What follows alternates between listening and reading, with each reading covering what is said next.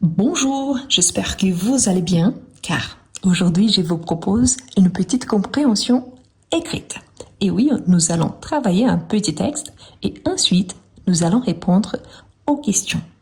Avant de commencer, je vous invite à vous abonner, à liker la vidéo et à la partager avec vos amis qui souhaitent également apprendre le français. Et si vous avez la possibilité, je vous invite à devenir membre de la chaîne. Vous êtes prêts? Eh bien, tout d'abord, on a lisez la lettre ci-dessous. Salut, ça va? J'ai oublié de te proposer de venir passer les vacances avec nous. Si tu veux, et si tes parents sont d'accord. Je pars dimanche avec le mien pour Biarritz. Ce serait super si tu venais parce que ma sœur doit réviser pour ses examens de médecine et donc elle a décidé de ne pas nous accompagner. Avec toi, la plage serait plus sympa. Pour la rentrée, j'ai choisi d'étudier l'italien finalement. Ça m'intéresse plus que l'allemand. Et toi, tu as pris quelle langue? Tiens-moi au courant. À plus tard, Olivier. Donc on voit qu'il y a une petite lettre assez courte d'Olivier qui écrit à quelqu'un, dans ce cas-là, à nous. Et là, il donne énormément d'informations, ce qui va nous aider à répondre aux questions. Ici, les temps utilisés, on utilise beaucoup le passé composé, on utilise les conditionnels. Ici, on voit le passé composé là. On a ici également le passé composé, elle a décidé, j'ai choisi, tu as pris, donc on a pas mal. On a l'impératif, on a le présent, et ici, ce serait super. Si tu venais, on a une condition, car ici on a le conditionnel, suivi de l'imparfait. Mais bref, après ça, on va essayer de répondre aux questions. Quel est l'objectif de la lettre d'Olivier? Pourquoi il nous envoie cette petite lettre? Vous inviter, vous féliciter ou donner des nouvelles? On peut déjà supprimer une des réponses. Pourquoi? On va éliminer vous féliciter parce qu'à aucun moment il nous félicite, n'est-ce pas? Est-ce qu'il donne de nouvelles ou est-ce qu'il nous invite? A ou C? Laissez-moi les réponses en commentaire.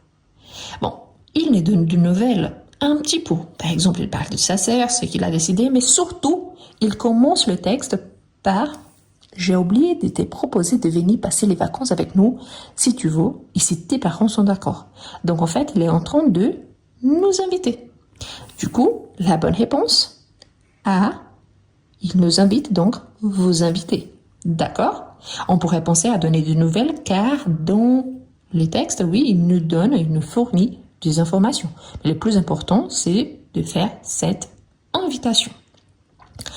Ensuite, on a quelle est la destination des vacances d'Olivier? Donc, où est-ce qu'il va avec ses parents et qu'il nous invite à y aller également? A. Rome. B. Berlin. C. Biarritz. Donc, A, B ou C? Voilà quelle est la bonne réponse. Et oui, là il dit, je pars dimanche avec le mien. Le mien quoi? Mes parents. Pour Biarritz. Donc ici, on utilise même la préposition pour. Pourquoi? Car il nous dit la destination. Donc, ici, la bonne réponse, c'est Biarritz.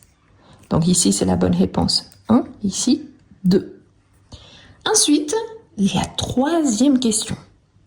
Que va faire la sœur d'Olivier pendant les vacances? Donc, que va faire la sœur d'Olivier pendant les vacances? A, elle va visiter, donc elle va partir ailleurs. B, elle va étudier. Ou C, elle va travailler. A, B ou C? Super, si on regarde bien, elle dit « Ce serait super si tu venais parce que ma sœur doit réviser pour ses examens de médecine. » Et donc, elle a décidé de ne pas nous accompagner.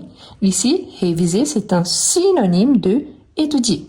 Mais attention, ça c'est super important.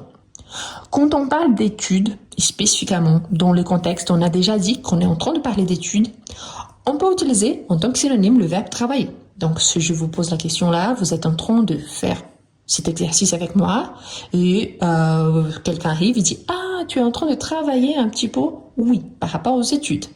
Mais là, comme on a des options, parmi lesquelles il y a l'option étudier et travailler à part, on pense plutôt à une profession ici, travailler dans le sens de en tant que médecin, en tant que professeur, en tant que comptable, et pas vraiment dans le sens de travailler en tant qu'étudiant. C'est important d'avoir cette petite nuance entre les deux, la distinction entre les deux, car oui, dans certains contextes, on dit « Mais non, je ne peux pas y aller, je travaille sur ma révision, sur mes études. » Mais ici, on a déjà un verbe plus associé à ces contextes il s'agit du verbe étudier, d'accord? Mais voilà, c'est juste pour vous montrer que le verbe travailler, parfois, oui, on utilise dans ces contextes. Et bien, pour la dernière question, je vous invite une fois de plus, n'oubliez pas de liker la vidéo, de laisser vos réponses en commentaire. Et également, si vous avez la possibilité, je vous invite à devenir membre de la chaîne. C'est une façon vraiment géniale d'encourager mon travail. Eh bien, qu'est-ce qui nous dit la consigne de la dernière question?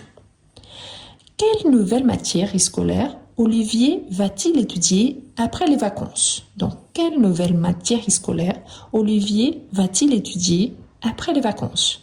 A. La médecine. B. L'architecture. C. Une langue étrangère. Voyons. Il parle de médecine? Oui. Par rapport à lui? Non. Il parle par rapport à sa sœur. Ensuite, il dit, pour la rentrée, c'est justement après les vacances, j'ai choisi d'étudier l'italien. Finalement, ça m'intéresse plus que l'allemand. Donc, il faisait déjà une langue étrangère, il étudiait une langue étrangère, l'allemand, mais il a changé d'avis. Maintenant, il a choisi l'italien. Donc, la médecine, du tout. L'architecture, non plus. Donc, en fait, il s'agit d'une langue étrangère. Parfait. Maintenant, dites-moi en commentaire si vous avez compris comme ça, si vous saviez qu'on peut utiliser le verbe travailler également pour parler des études et si vous avez eu toutes les bonnes réponses. Merci beaucoup et à la prochaine! Est-ce que vous avez des difficultés à écrire en français? Est-ce que vous êtes capable de comprendre mais vous n'arrivez pas à bien écrire? Vous êtes capable de lire en français, mais vous avez du mal à développer un petit texte. Je vous présente Comment mieux écrire en français. Un livre conçu pour vous, quelqu'un qui aimerait bien écrire en français. Le livre présente 11 unités, parmi lesquelles vous retrouverez toujours des astuces précieuses pour améliorer votre niveau. À chaque fois, vous aurez des explications suivies des exemples et des suggestions de lecture. Et en plus, à chaque fois, il y a un exercice au niveau débutant, en fait plusieurs exercices, suivis des exercices au niveau intermédiaire. Ce qui vous permettra, si vous êtes débutant, d'avancer et si vous êtes intermédiaire, pas seulement d'avancer, mais aussi de réviser. Voilà les liens pour acquérir votre livre. Vous pouvez copier-coller sur votre page de recherche et vous pouvez le trouver aussi dans le premier commentaire et dans la description de cette vidéo.